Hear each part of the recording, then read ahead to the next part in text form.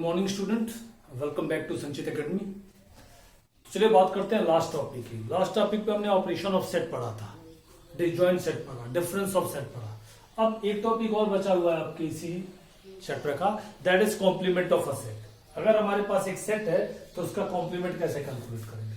देखिए, जहां तक बात करते हैं हम कॉम्प्लीमेंट की, तो कॉम्प्लीमेंट वर्ड इसके पहले आपने 9th या 8th में सुना हुआ है कि कॉम्प्लीमेंट्री एंगल किसे कहते हैं। तो वहां पे आपने पढ़ा हुआ है कि हम कोई भी दो एंगल लें और अगर उनका सम 90 डिग्री आ जाए तो फिर वो एंगल हमारे कॉम्प्लीमेंट्री एंगल हो जाते हैं। कई बार एग्जाम में आपको याद होगा, आपसे पूछा जाता था कि कोई एक पर्टिकुलर एंगल दे देता था, उसका मेजर 40 डिग्री दे दिया और कहता था क्या, इसका कॉम्प्लीमेंट निकाल दीजिए। तो वहां पे आप तुरंत जो भी एंगल होता था उसको 90 में से सब्ट्रैक्ट कर देते थे। तो 90 माइनस 40 50 आ गया, तो 50 आपका कॉम्प्लीमेंट्री एंगल हो गया। यही करते थे अपना। तो ठीक, अब हम सेट के रिस्पेक्ट में कॉम्प्लीमेंट क्या होता है। तो देखिए, सेट के रिस्पेक्ट में कॉम्प्लीमेंट समझने के लिए सबसे पहले हमें यूनिवर्सल सेट पता होना चाहिए। जैसे ये मैंने यू एक यूनिवर्सल सेट ले लिया, 1 2 3 4 5 6 बस दीजिए इतना। और अब इस यूनिवर्सल सेट से रिलेटेड कोई एक सेट ले लें, यूनिवर्सल सेट से रिलेटेड कोई एक सेट ले लें और ये ले लिया मैंने 2 4 5। तो अब कह रहा है कि सेट ए का कॉम्प्लीमेंट निकालिए, किसी भी सेट का कॉम्प्लीमेंट निकालिए। देखिए, जब आप एंगल के रिस्पेक्ट में सोचते थे तो कॉम्प्लीमेंट्री एंगल्स कितने होते थे। कॉम्प्लीमेंट्री एंगल का सम 90 डिग्री होता था। जिस भी एंगल का कॉम्प्लीमेंट निकालना होता था उसको 90 में से सब्ट्रैक्ट कर देते थे। सेट थ्योरी के केस में कॉम्प्लीमेंट एक तरह से आप यूनिवर्सल सेट को कंसीडर कर सकते हो, और किसी भी सेट का अगर कॉम्प्लीमेंट निकालना हो तो उसको यहाँ पे हम यूनिवर्सल में से माइनस करेंगे। एक तरह से जो बिगर सेट होगा वो यूनिवर्सल सेट ही होगा हमारे लिए, और है भी। तो अगर ये हमारे लिए एक सेट है और कह रहा है इस सेट का आप कॉम्प्लीमेंट निकाल दीजिए, so the complement of set A is always denoted by A dash और A to the power C. किसी भी सेट के कॉम्प्लीमेंट को हम ए डैश या ए टू द पावर सी से डिनोट करते हैं। और जिस भी सेट का हमें कॉम्प्लीमेंट निकालना हो तो ये क्या हो जाता है, u माइनस ए। सेट बिल्डर फॉर्म में लिखना चाहे तो हो जाएगा ये x such that x element of u but x not the element of a। जैसे इस सेट a का कॉम्प्लीमेंट निकालने को कहता तो हम u माइनस ए करते, तो यूनिवर्सल में से इस a को माइनस कर दीजिए। तो यूनिवर्सल में से 2 4 5 को गायब करोगे तो हो जाएगा 1 3 6। कहने का मतलब यह है set of all those element of U which are not the element of A. तो ये आपके लिए ए का कॉम्प्लीमेंट हो गया, और ये देखिए इस कंडीशन को सेटिस्फाई कर रहा है। वेन डायग्राम के पॉइंट ऑफ व्यू से अगर आप देखेंगे तो अगर ये आपके लिए यूनिवर्सल सेट है और ये एक सेट है ए, तो अगर इस सेट का कॉम्प्लीमेंट निकालना हो तो फिर इसको यूनिवर्सल में से माइनस कर दीजिए। तो जब इसको यूनिवर्सल में से माइनस करोगे तो बचेगा क्या, ये सब टर्म बच जाएंगे, यही बचेगा ना। तो जो शेडेड पोर्शन होगा यह आपके लिए सेट ए का कॉम्प्लीमेंट इंडिकेट करेगा। क्लियर। अब चलिए, इसकी कुछ प्रॉपर्टीज भी है, इसकी कुछ प्रॉपर्टीज भी है, तो उन प्रॉपर्टीज को देखा जाए। प्रॉपर्टीज क्या है। पहली प्रॉपर्टी है कि अगर ए आपके पास एक सेट है और इसके कॉम्प्लीमेंट का अगर आप कॉम्प्लीमेंट निकालते हो तो रिजल्ट आपको रिजल्टिंग सेट ही मिल जाएगा। ए अगर आपके पास एक सेट है और इसके कॉम्प्लीमेंट का कॉम्प्लीमेंट निकालते हैं तो रिजल्ट आपका सेट ही मिल जाएगा। एग्जांपल अगर आप देखना चाहो तो ये एक सेट ले लिया यूनिवर्सल सेट 1 2 3 अप टू 4, और ये एक सेट ले लिया जिसको ले लिया 2 3। तो अगर आप ए कॉम्प्लीमेंट निकालते तो u माइनस ए करते, u माइनस ए का मतलब 1 और 4 बचता। और अब कह रहा है इस a के कॉम्प्लीमेंट का कॉम्प्लीमेंट निकालते, तो अब इसको यूनिवर्सल में से माइनस करोगे तो 2 3 बचेगा, और 2 3 का मतलब यही तो हो जाएगा। So the complement of a complement of a set is always equal to resulting set. दूसरी प्रॉपर्टी, अगर a एक सेट है और ये उसका कॉम्प्लीमेंट है तो एक सेट और उसके कॉम्प्लीमेंट का यूनियन कितना आएगा। जैसे ये एक सेट था और ये उसका कॉम्प्लीमेंट है, तो इन दोनों का यूनियन निकालते तो क्या बन जाता, यूनिवर्सल सेट ही तो बन जाता।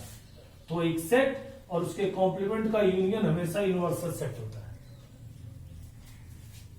Property number 3, A intersection A complement, एक सेट और उसके कॉम्प्लीमेंट का इंटरसेक्शन क्या आएगा, इन दोनों का इंटरसेक्शन कुछ कॉमन मिलेगा, बिल्कुल नहीं।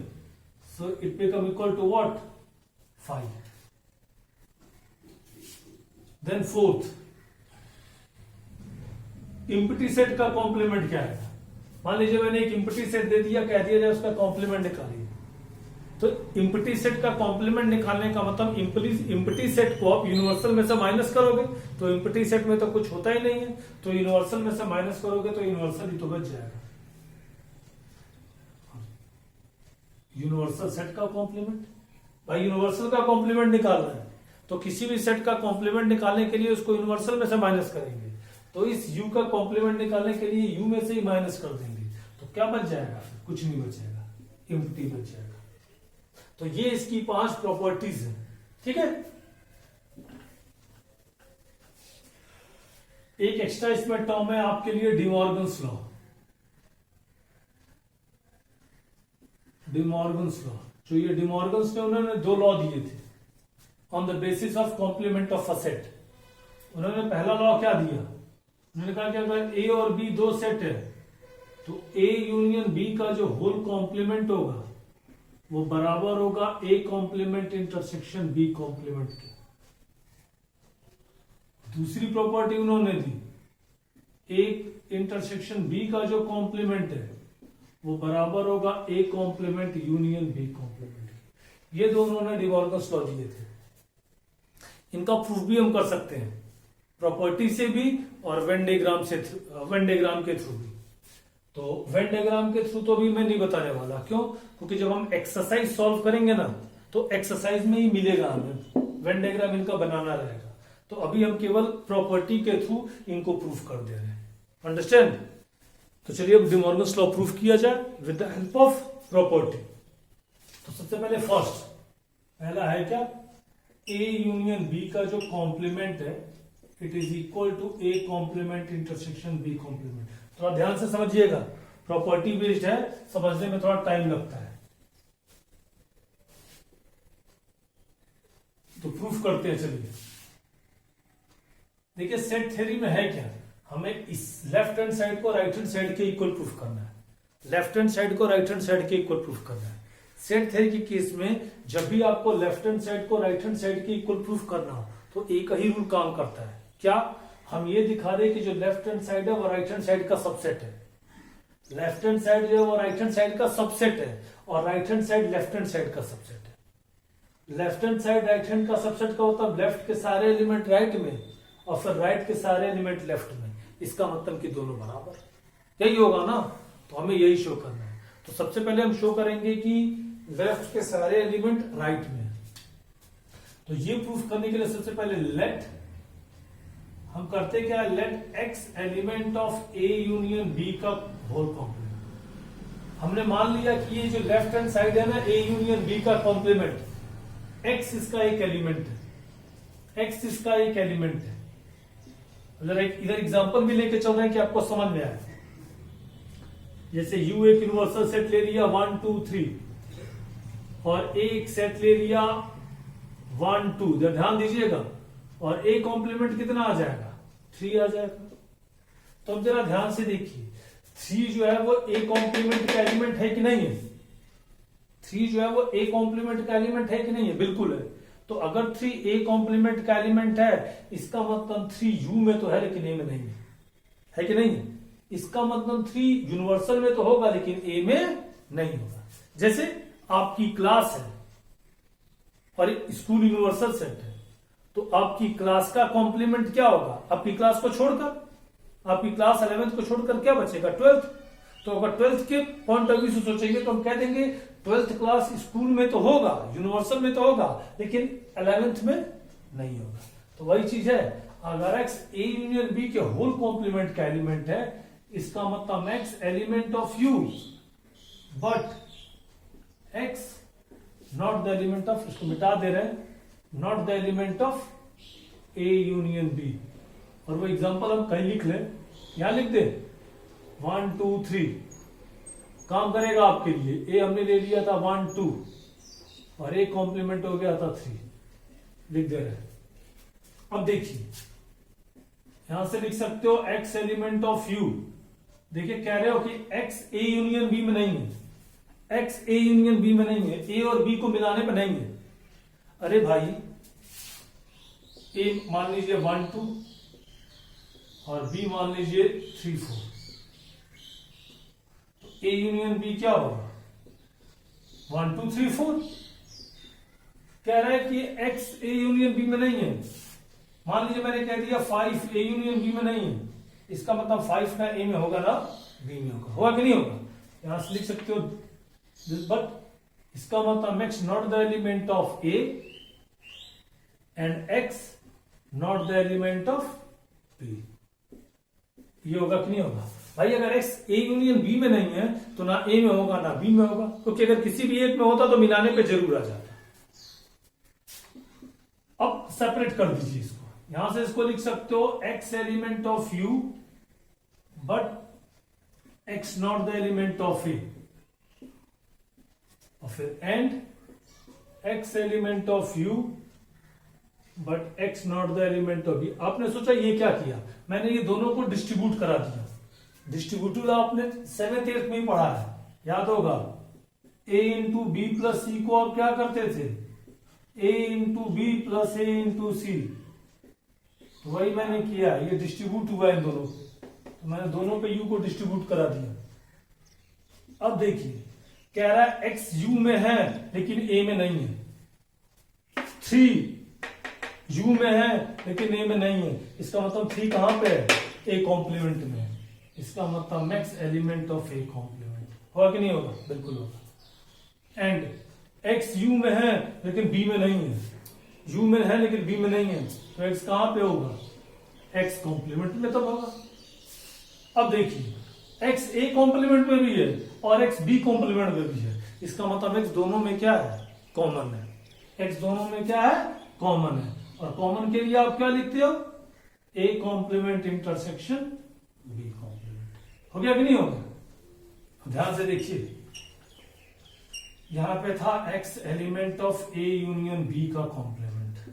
देखिए एक्स ए यूनियन बी का कॉम्प्लीमेंट का एलिमेंट था और आपने दिखा दिया कि एक्स ए कॉम्प्लीमेंट में भी और इंटरसेक्शन बी कॉम्प्लीमेंट में भी। एक्स इसमें था और आपने दिखा दिया कि सर एक्स इसमें भी है। इसका मतलब ये जो है ए यूनियन बी का जो कॉम्प्लीमेंट है वो सबसेट है किसका, A complement intersection B complement. हो गया कि नहीं होगा भाई। मैं क्लास 11th में था और फिर किसी ने दिखा दिया कि मैं क्लास 12th में भी हूं, इसका मतलब मैं दोनों में कॉमन हूं ना। मैं 11th में भी पढ़ाता हूं, मैं 12th में भी पढ़ाता हूं, मतलब कि मैं दोनों में कॉमन हूं। तो वही चीज तो यहां पे है, एक्स इसमें था एक्स उसमें भी हो गया, इसका मतलब ये इसका सबसेट है। ऐसे समझिए क्लास में आप बात करते हो, एक लड़का है, जैसे मैं अपनी बात क्लास 11th है, मैं क्लास 11th में हूं और फिर पता चला मैं इसमें भी हूं, इसका मतलब ये सारे बच्चे इसमें हैं कि नहीं। तो ये आपका फर्स्ट हो गया। अब आपको दिखाना है RHS is the subset of LHS, तो इसको नोट कर लीजिए, इसको नोट कर लीजिए, फिर हम आरएचएस को एलएचएस का सबसेट सॉल्व करते हैं।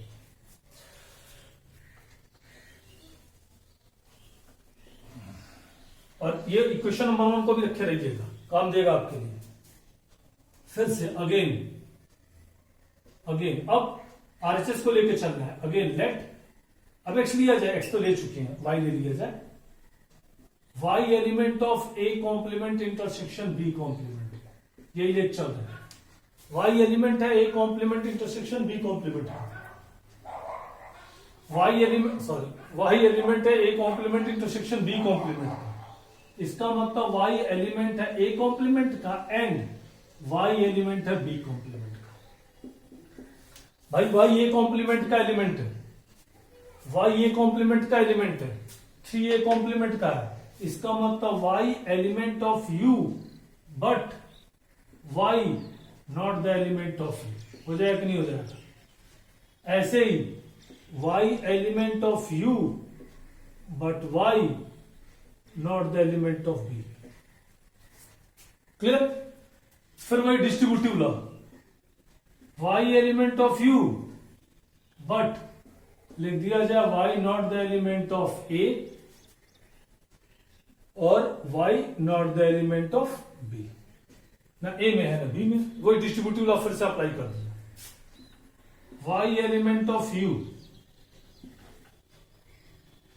Y element of U but, ठीक है, वाई ए में भी है, Y element of, Y not the element of A और Y not the element of B. Y में ए में भी नहीं है, वाई बी में भी नहीं है, तो इसका मतलब y not the element of A union B. Y U में तो था लेकिन ए यूनियन बी में नहीं है, इसका मतलब वाई किस में है, इसका मतलब वाई ए यूनियन बी के कॉम्प्लीमेंट में है। बात हो गया? तो यहां से कह सकते हो this implies that A complement intersection B complement subset of, लगा दो इससे क्या फर्क पड़ता है, ए यूनियन बी का complement, and that is condition number 2।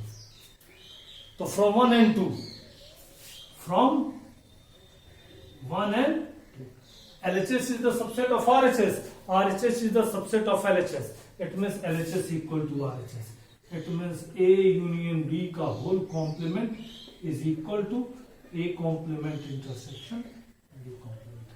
ये देखिए प्रूफ हो गया आपका डिमॉर्गन्स का फर्स्ट लॉ। समझ में आई बात? बात समझ में आई? ठीक है, ऐसे ही हम डिमॉर्गन्स के सेकंड लॉ को भी प्रूफ करेंगे। ठीक है, तो चलिए स्टार्ट करते हैं। थोड़ा जल्दी करेंगे इसे, ज्यादा टाइम इसमें हम नहीं लेंगे, और इसको नोट कर लीजिएगा। और डिमॉर्गन्स का सेकंड लॉ क्या था? ए इंटरसेक्शन बी का complement is equal to A complement union B complement, यही था ना डिमॉर्गन। पिछला वाला क्या था? ए यूनियन बी का complement equal to A complement intersection B complement. चलिए प्रूफ करते हैं। लेट, अब इसको इसका सबसेट दिखाना है, तो let x element of A intersection B complement. भाई कॉम्प्लीमेंट का है, इसका मतलब एक्स एलिमेंट ऑफ यू, ठीक वैसे ही है, but x not the element of A intersection B. इसका मतलब एक्स यू में तो होगा लेकिन ए इंटरसेक्शन बी में नहीं है, तभी तो इंटरसेक्शन बी के कॉम्प्लीमेंट में। X element of U but, देखिए एक्स ए इंटरसेक्शन बी में नहीं है, एक्स कॉमन में नहीं है, इसका मतलब x not the element of A and x not the element of B. ना ए में होगा ना बी में होगा। ठीक है, फिर यहां से करते क्या, सेपरेट डिस्ट्रीब्यूट कर दिया जाए। X element of U but x not the element of A, या X element of U but x not the element of B. X U का एलिमेंट है लेकिन ए में नहीं है, इसका मतलब x element of A complement और X element of B complement हो जाना है यहां से, ठीक उसी तरह जैसे पहले किया है। और फिर यहां से हो जाएगा X element of A complement union B complement. तो यहां से हो गया this implies that A intersection B का whole complement subset of A complement union B complement, condition number. ऐसे ही आपको सेकंड प्रूफ करना है, तो वो प्रूफ मैं नहीं करने वाला, मैं उसके लिए क्या लिख दे रहा हूं, similarly A complement union B complement subset A intersection B complement. तो फ्रॉम 1 and 2 लिख दिया जाए, ए इंटरसेक्शन बी का जो होल कॉम्प्लीमेंट है it is equal to A complement union B complement. Clear? वैसे एक चीज बता दें कि जरूरी नहीं है कि ये दूसरा आप कभी भी लिखो। ये जो एरो बनाया ना, ध्यान दीजिएगा जरा हमारी बात, ये जो एरो का मतलब क्या होता है, इंप्लाइज। इंप्लाइज इसका मतलब होता है, मतलब कि अगर ये ट्रू है तो ये भी ट्रू है, ये ट्रू है तो ये भी ट्रू है, ये ट्रू है तो ये, तो डबल रिवर्स ऑर्डर मार दो ना ऐसे, रिवर्स ऑर्डर करते ही क्या हो जाएगा, अब ये है तो ये है, ये है तो ये है, ये है तो ये है, और ये है तो ये है, तो फिर ये भी, तो फिर ये दूसरा आ गया। तो डायरेक्ट अगर आप डबल एरो कर दोगे ना पहले वाले में, तो दूसरा वाला कभी प्रूफ ही नहीं करना पड़ेगा। डायरेक्ट फ्रॉम 1 एंड 2 कर दोगे। समझ में आई बात? तो ये भी आपके लिए एक ट्रिक है। ये इम्प्लाइज का सिंबल है, ओनली इफ का सिंबल है, और ये इफ एंड ओनली इफ का सिंबल है। मतलब अगर एलएचएस आरएचएस के बराबर है तो आरएचएस भी एलएचएस के बराबर है, और ये एलएचएस है तो आरएचएस है। आप लोग मैथमेटिकल रीजनिंग पढ़ेंगे तो वहां पे इसके बारे में डिटेल इन सिंबल्स के बारे में। तो फिर आज के लिए केवल इतना ही, टॉपिक को समझिए।